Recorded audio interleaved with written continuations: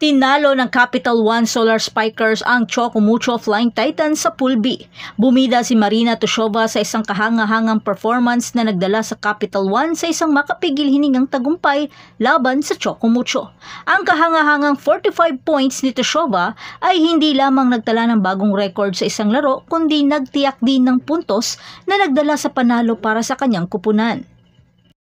Ang laban na naganap sa isang makapigil hininga at nakakapagod na 5-set na laban ay ipinakita ang dominasyon ni Tushova sa court habang nagpakawala siya ng 43 na matitinding atake, kasama ang isang monster block at isang service ace. Umpisa pa lang kasi ng laban, talagang wala ng lapagan ng bola. Halos lahat ay nagkandara pa para makuha ang inaasam na tagumpay. Iginapang ng dalawang kupunan ang bakbakan hanggang sa 5th set. Nagkaalaman naman sa 5th set kung sino talaga ang mas determinadong manalo. Sa umpisa pa lang talagang mainit na ang hampasan ng bola.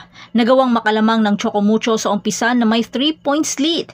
Pero dahil sa sunod-sunod na net error at net touch ni Zoe Fake, kaya nagtabla ang score sa 8-all. Sa puntong ito, pigil hininga na ang lahat sa maaaring mangyari. Kaya Coach Dante napuwersang mag-time out para pakalmahin ang kanyang mga manlalaro.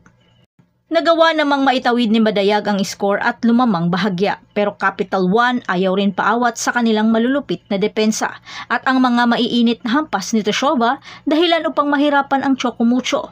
Samahan pa ng isang killer block kay Isa Molde by Ipak.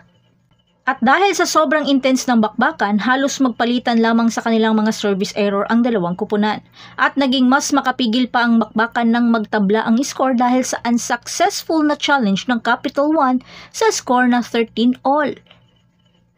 Kaya Coach Dante, ipinasok naman si Mars Alba at Kath Tolentino, pero Ipak nag-step up at nagbigay ng isang malupit na quick attack dahilan upang mag-match point ang kupunan. At sa isang back row attack naman ni Tushova dahilan upang masungkit nila ang inaasam-asam na tagumpay. Hindi kontento sa pagbasag lamang ng mga record sa punto si Marina. Ipinamalas din ni Tushova ang kanyang depensibong husay sa pamamagitan ng isang impresibong triple-double performance. Nagtala siya ng 18 receptions at 12 excellent digs na nagpapakita ng kanyang buong likas na kasanayan at kontribusyon sa tagumpay ng Capital One. Bagamat may mga kahangahangang tagumpay na nanatiling mapagkumbaba si Tushova at binigyang diin na ito lamang ay isang espesyal na laro at patuloy pa rin siyang naglalayong lumago at magpabuti sa kanyang karera. Sa team standing ng Pool B, nasa pangatlong ranggo na ang Capital One na may 2 panalo at 2 talong record. Habang ang Choco Mucho ay mayroon namang 1 panalo at 3 na ang talong record. Malaki ang inangat ng Capital One dahil sa tulong ng kanilang import. Pero di rin naman maisasagawa yun kung hindi dahil sa malupit nilang depensa, teamwork at ang determinasyon ng kupunan. Pero ang tanong, makakabawi pa kaya ang Choco Mucho? Yan ang ating subaybayan. At yan ang lahat para sa ating update ngayon. Manatiling nakatutok para sa iba pang mga balita mula sa mundo ng Philippine Volleyball. Huwag kalimutan mag-like, mag-subscribe at i-spike ang notification bell para hindi ma-miss sa mga susunod na video.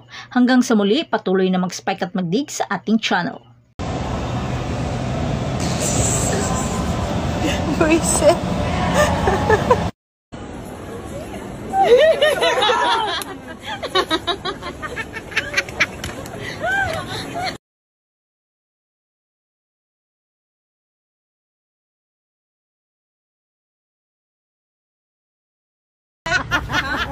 Doon ko na inom. Kala sa amin, te.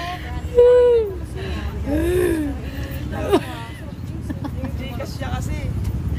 Please blink. Gumagano. Please blink.